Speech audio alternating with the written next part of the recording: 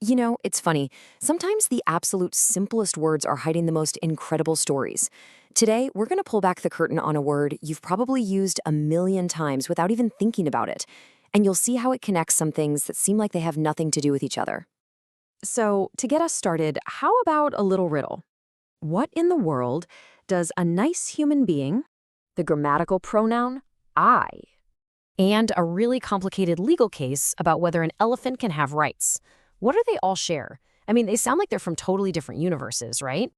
Well, the answer is just one single, incredibly common word. A word so fundamental, it's considered absolutely essential to the English language. And that word is person. So in this explainer, we are going to unpack its three completely separate identities. It's like this one word is living in three different worlds at the same time. Now, here's what's so fascinating. Person isn't just common, it's officially on the basic English 850 list. And this isn't just some random list of popular words, oh no. It's a very carefully chosen, very exclusive club of the most essential building blocks of the entire language. Think of the BE 850 list as like the ultimate starter pack for English. It's a stripped-down version of the language with just 850 words, designed to be a simple way for people to communicate all over the world. For a word to make that list, it has to be an absolute powerhouse. And believe me, as we're about to see, person does some serious heavy lifting.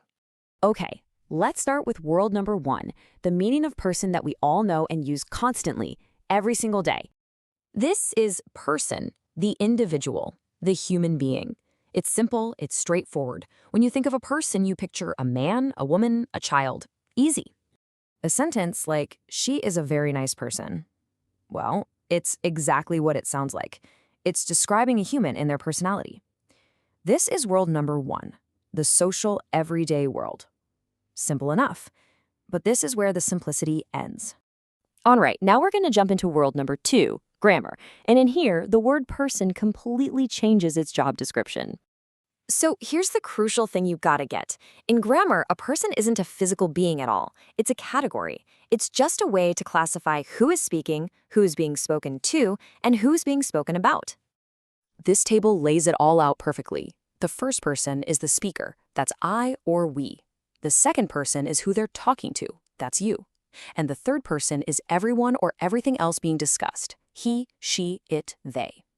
So when we say the pronoun I is a first-person pronoun, we're using that same basic word, person, in a completely abstract, technical way. And that brings us to our third and final world. This is where things get even more abstract. And honestly, the stakes get much, much higher. Let's talk about the legal person. Remember that elephant from our riddle? This question isn't a joke. It's a serious legal and philosophical debate that depends entirely on how we define this one word in the eyes of the law. Because in a legal context, a person is any entity, human or not, that the law recognizes as having rights and duties. It's a legal concept. A corporation, for instance, is often treated as a legal person. It can own property, it can sue, and it can be sued. This has nothing to do with biology and everything to do with rights. And here's a really subtle linguistic clue that shows you the difference. In everyday speech, we talk about multiple human beings as people.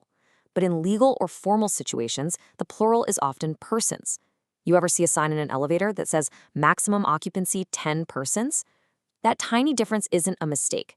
It's a signal that we've shifted from the social world to the legal world, where each individual is treated as a distinct entity. So there you have it.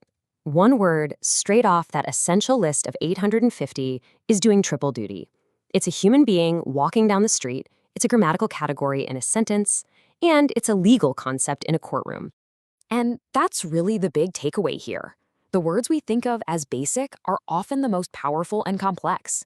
They're the bedrock of our language, and their simplicity is actually what allows them to be so flexible, to carry these deep layers of meaning across entirely different parts of our lives. It really makes you think, doesn't it? What other simple words are we all using that are secretly living double or even triple lives? Thanks for joining this explainer.